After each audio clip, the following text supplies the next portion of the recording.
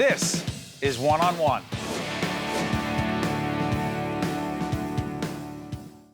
She needs no introduction, but I'll do it anyway. She is the great Deborah Norville, who is the anchor of Inside Edition. We're just saying, 21 years? No, come on. Yeah, hard to believe. I think every job I've ever gone into, you think it'll last the term of that contract. Right. And it's kind of like being in the Army. They kept asking me to re-up, and I kept re-enlisting, and now I guess I'm an adult, 21 years. Well, they love you there. Also, a few other, can I do a couple of the credits? Sure. Today's show, great background there. Born and raised where? Dalton, Georgia, carpet capital of the world. What? We make enough carpeting on an annual basis to pave a 6-lane highway around the equator, which is how you say it when you come from Dalton, Georgia. So I had to get rid of the accent if I was ever going to have a career in TV. When did you know that broadcasting would be your professional life?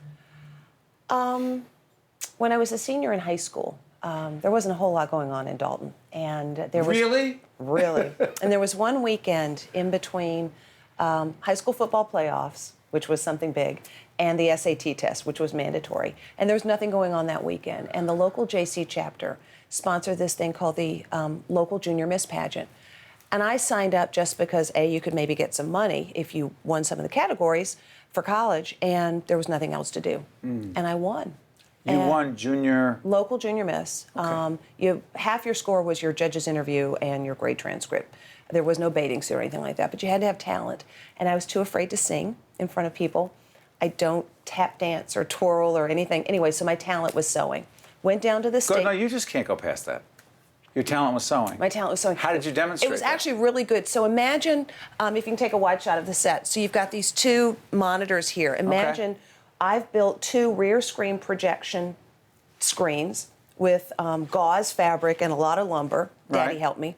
And we've got carousel Kodak slideshows going from back. And they're showing pictures of me modeling outfits that I've made. Sure. While I'm prancing around on stage with a music track and a voice thing that I've pre-recorded. But you're not dancing. No, I do not dance. You said prancing, but go ahead. Yeah, well, modeling my outfits. And I guess I got enough points on the other categories that it didn't matter. I had this pathetic talent. Get down to the state thing, and I won there. And I remember when I won, this girl who actually was incredibly talented, she was a beautiful ballerina, and she stood on the stage and she goes, beats the heck out of me.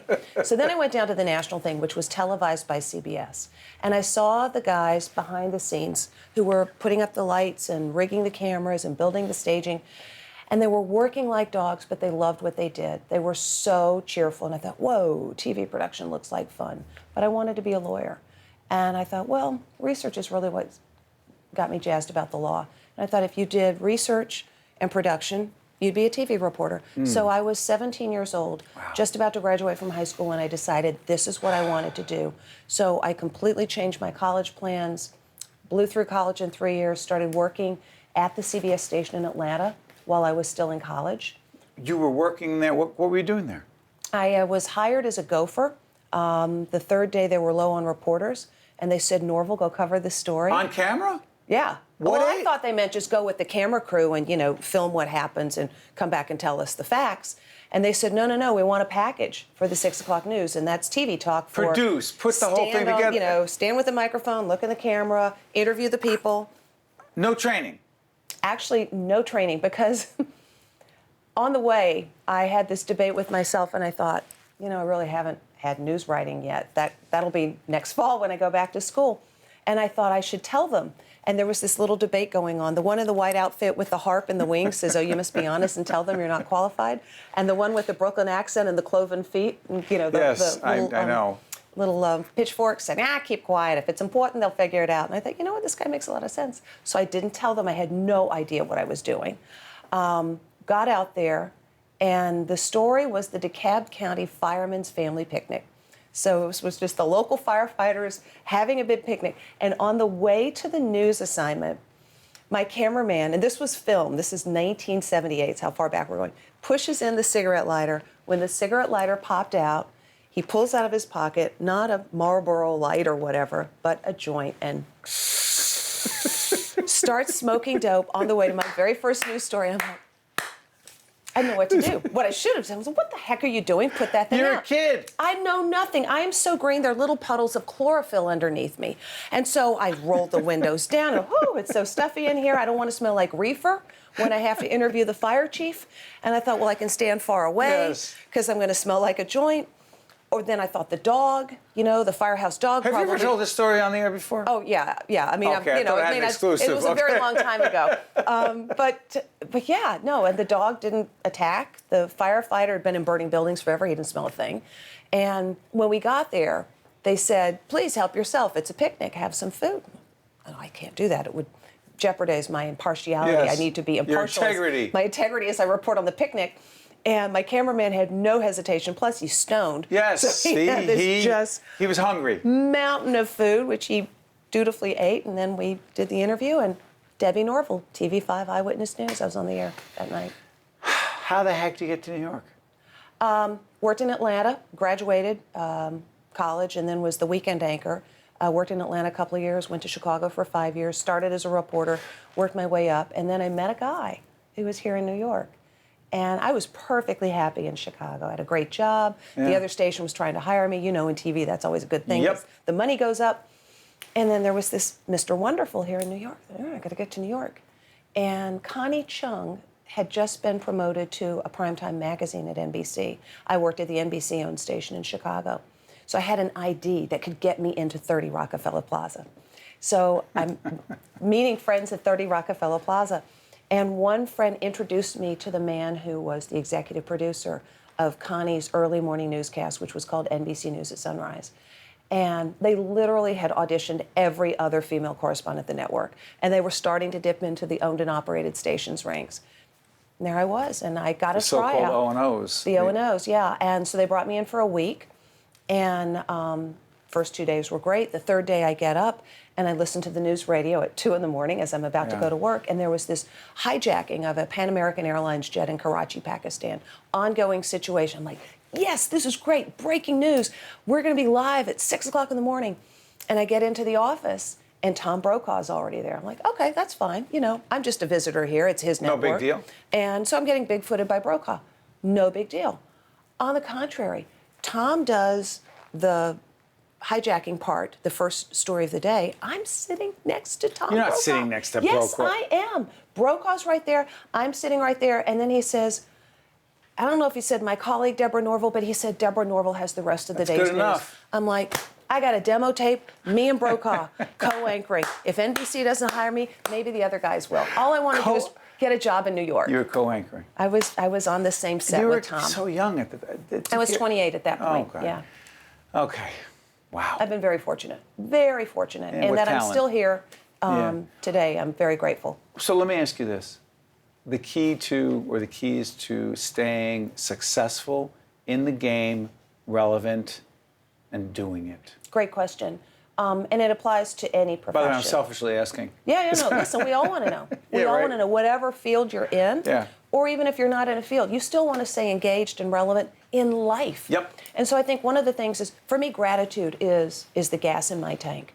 I practice gratitude. I've written a book about it. But for me, it's acknowledging the blessings, the benefits, the good stuff in your life. Because when you do that, there's this whole psychological upward spiral. And because when you start with gratitude, it opens your mind to everything. Yeah. You're more receptive to information. You can solve your problems better. So for me, the root of everything, ground zero, is gratitude.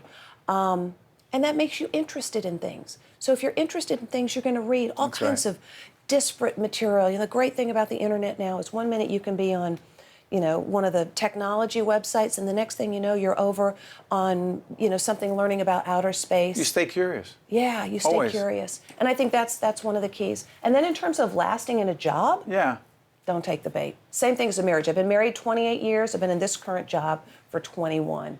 There are a lot of times when either with my husband or my executive producer, I could have gotten into it, but it's kind of like that Disney song, let it go. Just let it go. Don't take the bait? Don't take the bait. There are a lot of times when you could get into it and really, go at it with somebody. Someone says, I have to stand up for myself. I've got to take on that fight, you say? You can do it without fighting.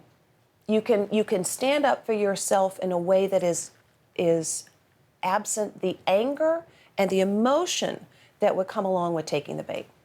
Works for me anyway. It's worked pretty well. People say, I've got to say how I feel. And I say, yeah, really?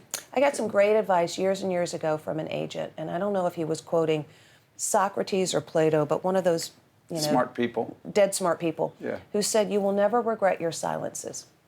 And that's not entirely true. There's sometimes when you wish you would have spoken up. Yeah. But most of the time, you might be inclined to say something, and if you do count to 100, it's probably better. There are several producers around here I work with who are saying, Steve, remember what Deborah Norville just said. I got to remember that. Don't take the bait. Don't take the bait in the silence thing. 2 minutes left. 2 minutes on Inside Edition. Go. An unbelievably successful little engine that could. This show was thrown on the air 28 years ago, mostly because the founders of the company, Roger and Michael King, saw a syndicated show that was falling apart.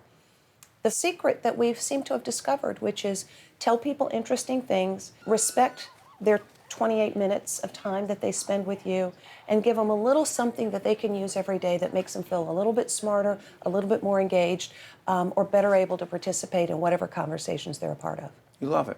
Yeah, it's fun. Give me 30 seconds on knitting. As I said, my talent was sewing. My career is because I made my own clothes. Fiber has always been a part of my life, and knitting and crochet is therapy. 8 years ago, a company came and said, we'd like to do a yarn line with you. We started the yarn line. We are growing every year it's up 600 to 800%. Okay. We'll do a whole segment on knitting sometime. You're an entrepreneur, you're a media mogul. Last question. The greatest lesson you've learned about leadership and life is? Know who you are. If you know who you are, the answer to all the other questions that you might have about what you're meant to do, how you're meant to lead, which jobs, which relationships, if you know who you are, the decisions you make will be right for you. And you'll be able to defend them in a way that nobody can Deborah, take thank issue you. with. Not just for being here, but being the great broadcaster and person that you are, who's helped a lot of people over a long period of time. Thank you very much. Thank you. One-on-One with Steve Adubato has been a production of the Caucus Educational Corporation, celebrating over 25 years of broadcast excellence.